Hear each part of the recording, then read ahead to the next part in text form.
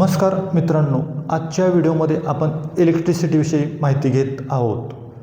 अन्न, वस्त्र, निवारा या माणसाच्या 3 गरजा आहेत. त्यातील चौथी गरज म्हणजे इलेक्ट्रिसिटी होय.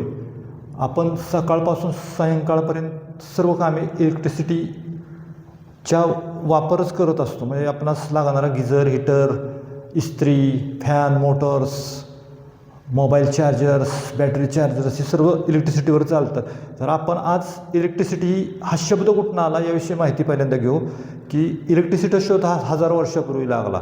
या ठिकाणी लिहिल्याप्रमाणे इलेक्ट्रिसिटी म्हणजे इलेक्ट्रॉन थेरी. विजेचा शोध सुमारे 2500 वर्षापूर्वी मिलेट्स नावाच्या तत्त्ववेत्त्यास प्रथम लागला.